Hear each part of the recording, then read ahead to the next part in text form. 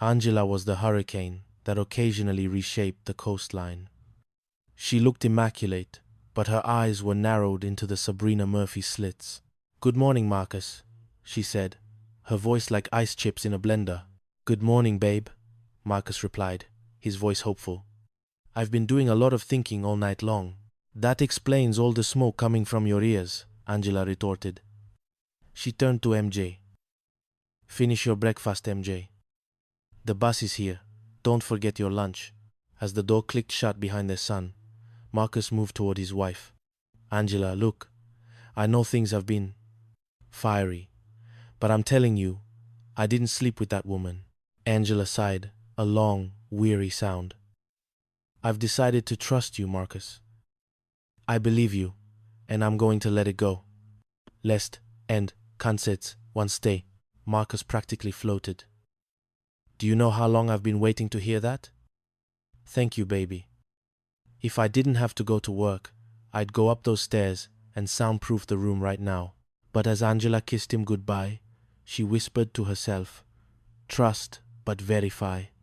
I need that Sabrina Murphy's address." Chapter 2. The Expansion and the Ghost of College Past. The Lady Andy Salon was in the middle of a literal and metaphorical renovation. Dust hung in the air like a shimmering veil, and the sound of hammers provided a rhythmic backbeat to the gossip.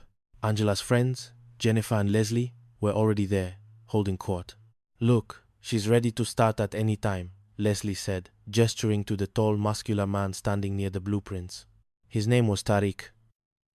He was the kind of man who looked like he had been sculpted out of mahogany and confidence.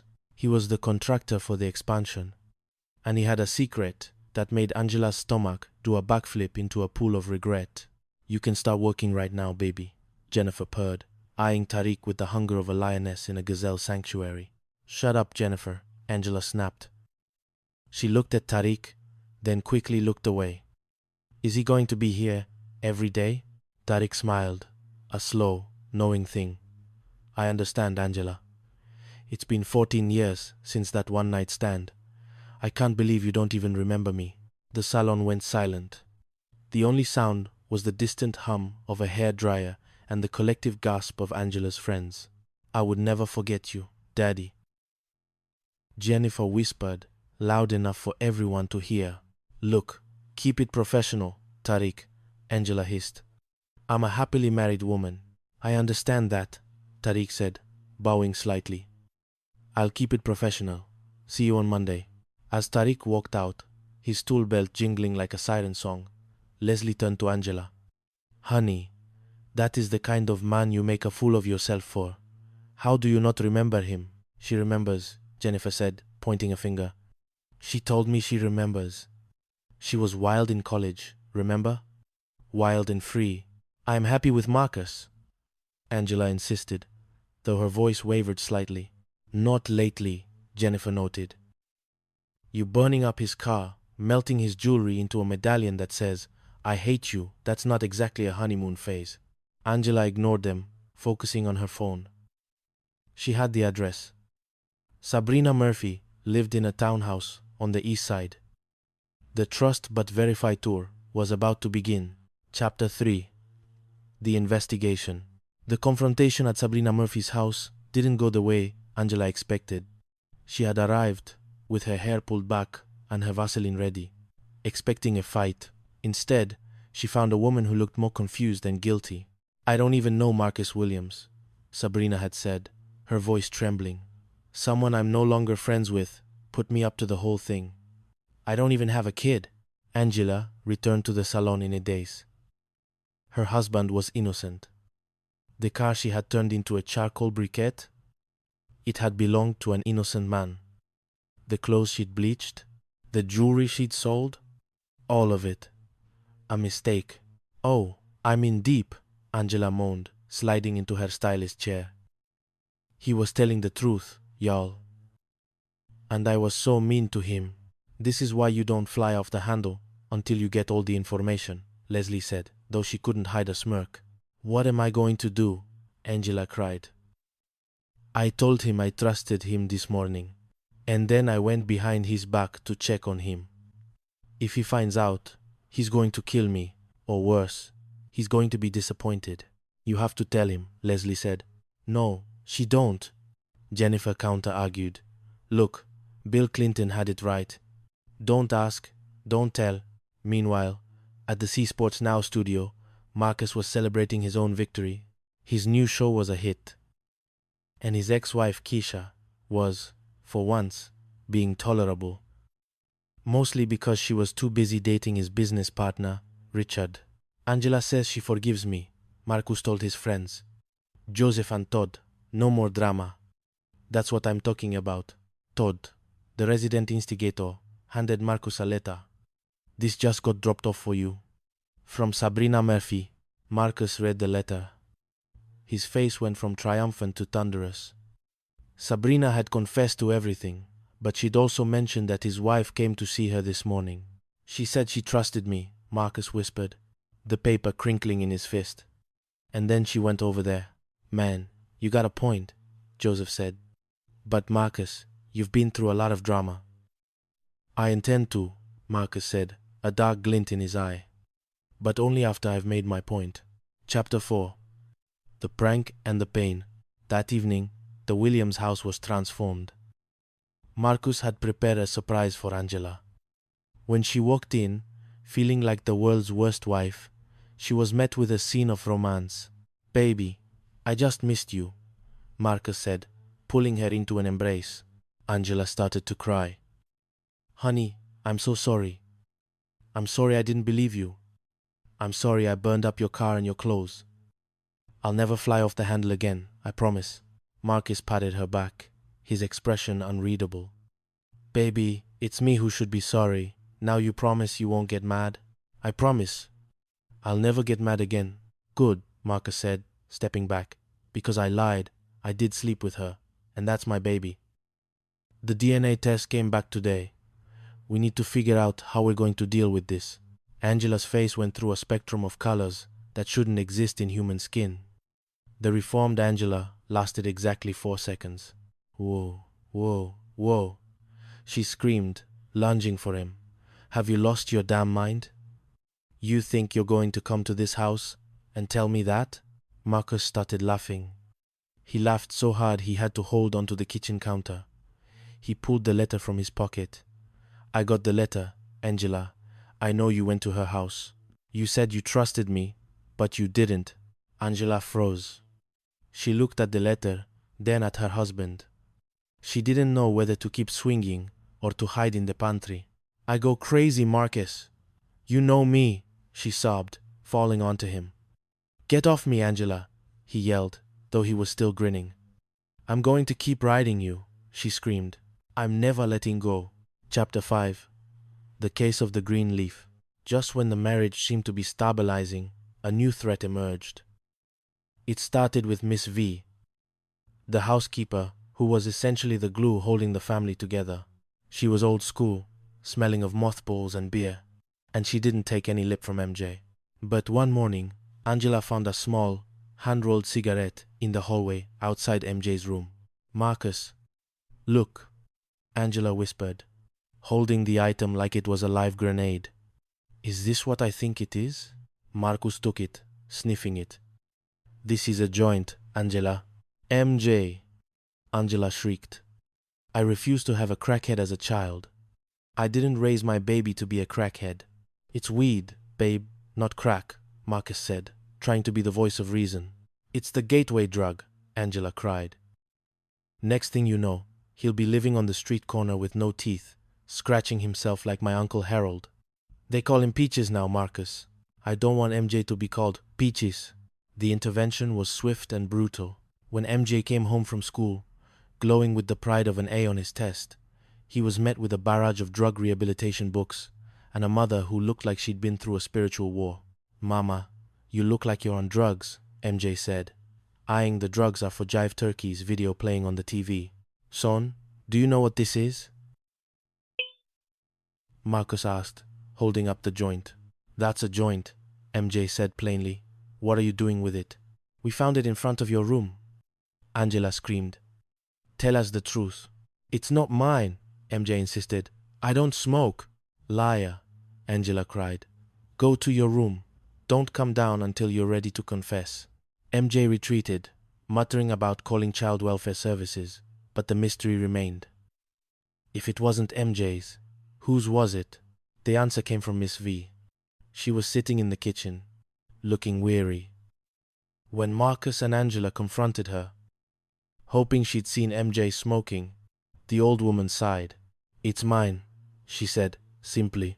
The silence that followed was deafening. "Miss V?" Angela gasped. "You're smoking the icky?" "I've been taking chemotherapy," Miss V said, her voice softening. "I have a little cancer. The marijuana calms my stomach after the treatments. I didn't want to tell y'all. I didn't want to fuss." The anger in the room evaporated, replaced by a profound, heart-wrenching guilt. Marcus and Angela moved to her side, offering support, love, and an apology to MJ that involved a very expensive PlayStation. "I'm sorry, Miss V," Angela whispered. "We had no idea." "It's all right, honey," Miss V said, a small smile playing on her lips. Chapter 6. The Dinner Party from Hell. To make amends for the Peaches incident and to help Jennifer find a man who wasn't her deadbeat ex, Angela decided to host a dinner party. "We need a man for Jennifer," Angela told Marcus. "Someone outspoken, a little tough, someone who likes a woman with some meat on her bones." "You want me to fix her up?" Marcus asked. "That sounds like a recipe for a restraining order. Just call some of your friends from the gym." The night of the party was a masterpiece of social discomfort. Jennifer arrived, looking radiant, only to find that the nice guys Marcus and Joseph had invited were, well, they were gym bros. "Scotty, Bill, this is Jennifer," Angela introduced. The two men looked at Jennifer, then at each other. They didn't even try to hide their disdain. "I hope you're not trying to hook me up with that sister," Scotty whispered to Marcus in the kitchen. "It would take both of us to hit that." Unfortunately for Scotty, Jennifer had ears like a bat. She walked into the kitchen, her eyes blazing. "Let me tell you fools something," she yelled. "You'd be lucky to have a chick like me. I hold my man down. You go to hell with your bitch asses." As Jennifer stormed out, clutching a to-go plate of fried chicken and mac and cheese, the party disintegrated. But the night wasn't over. Keisha, Marcus's ex, had arrived with Richard, and she was in a particularly venomous mood. "She needs to lose weight," Keisha said, loud enough for the neighbors to hear. "Then maybe a man would want her." Angela stepped into Keisha's personal space. "There is somebody for everybody, Keisha. After all, you found Richard, didn't you?" The tension was broken only by the arrival of a surprise guest, Nick. Chapter 7. The Nick Paradox. Nick was Angela's best friend from college. He was handsome, charming, and according to Marcus's long-standing belief, very, very gay. "Oh, I love Nick," Angela said, hugging him. Every girl needs a Nick in her life. Marcus watched them with a suspicious eye. But Marcus had been talking to Joseph and Todd. "Man, Nick isn't gay," Joseph had told him. "Angela told you that in college, so she could hang out with him without you getting jealous." Marcus felt the silverback alert blaring in his brain. He decided to play along. "Nick, man, it's so good to see you," Marcus said, throwing an arm around him. "Since you're in town, I have someone I want you to meet. His name is Frank, Big Frank. He's a security guard at the studio. He's gay and looking for a cuddle buddy." Nick's face pallid. "Oh. Yeah," Marcus said, leaning in. "He just had his back and legs waxed. He's on his way over. He's only done 2 years in prison for attempted murder of his last lover, but he's a real sweetheart." Angela tried to intervene. "Marcus, no. Nick is seeing someone." "Who?" Marcus pressed. "Tableton? You mentioned a guy named Tableton earlier." "I'm not gay," Nick finally shouted, unable to take the mental image of Big Frank and his wax legs. Angela froze. Marcus folded his arms. "I'm shocked," Marcus said dryly. "I'm absolutely surprised.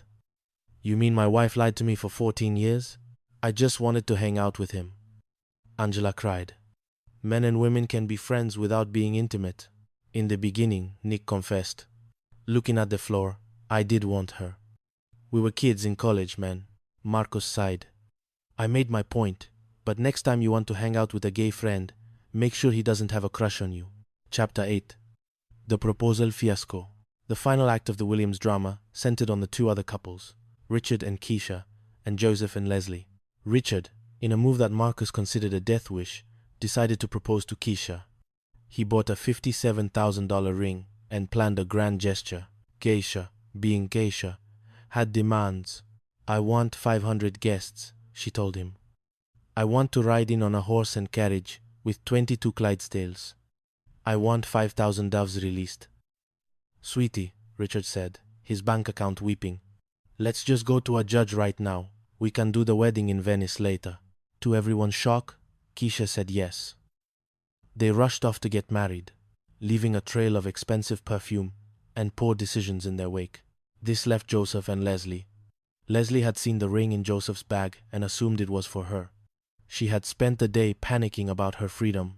I just don't know if I'm ready to get married, Leslie told Angela. I like the freedom of not being married. We already live together. Why change it? But when Joseph finally spoke, it wasn't a proposal. I thought about it, Joseph said. And what we have works. We don't want to be tied down. No ball and chain. I'm happy just the way we are. Leslie's face fell. The freedom she'd been championing suddenly felt like a cold, empty room. So, you don't want to marry me? She asked, her voice small. I'm confused, Joseph cried. I asked you before and you said no. Now I agree with you and you're mad? It's different, Leslie argued. You act like being married to me would be a nightmare. Marcus, watching from the sidelines, whispered to Joseph. Losing altitude, buddy. Pull up. Mayday. Is it that time of the month? Joseph asked, committing the ultimate cardinal sin of manhood. You're always a little more sensitive when... Do not say another word, Leslie screamed. Marcus shook his head. Man, law number 1, Joseph. You never mention the cycle. You just nod and agree until it passes. Epilogue. The Williams Way. As the dust settled on the salon expansion and the various romantic catastrophes, Marcus and Angela sat on their porch.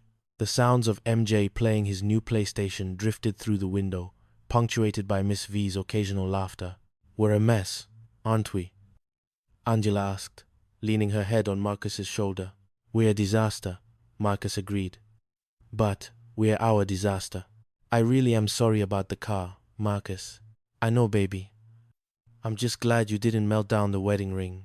Don't give me ideas, she teased. Marcus kissed her forehead. For better or worse, right? Mostly worse, Angela laughed. But the better is pretty good. And in the distance, if you listened closely, you could almost hear the deep, soulful baritone of Barry White, Not Larry, singing about a love that despite the fire, the lies, and the peaches of life, refused to burn out, for better or worse. Lies, Leaves, and Larry White. Chapter 1. The Barry White Incident. The walls in the Williams household were not just thin, they were practically suggestions. 14-year-old MJ sat at the breakfast table, poking at a piece of cold toast with a look of profound psychological trauma. Across from him sat his father, Marcus, a man currently trying to look as if he hadn't spent the previous night in a battle of wills and vocal cords with his wife. See, I didn't want to hear it, MJ began, his voice dropping into a conspiratorial register that set Marcus on edge. But I kinda wanted to hear it. You shouldn't have been listening, but if I hear it, they're gonna come down smiling and happy, singing Larry White songs. Marcus paused, his coffee halfway to his lips. Who is Larry White? MJ rolled his eyes with the seasoned exhaustion of a teenager raised in a house of high drama. You know, old fat dude with the real deep voice? I love you, baby. I love you, baby. Baby. Baby. Marcus sighed, the sound echoing through the kitchen. It's Barry White, son. And why are you even? Larry White, Barry White, whatever, MJ shrugged. You're gonna have to get another kid if they keep trying to talk that low. It's the walls, Dad. They're like paper. When that Teddy Pendergrass starts playing. Teddy Pendergrass. Him too. But then you come downstairs just smiling and giggling, and then Mama comes right behind you, and she's all hing hing hing. It's a lot.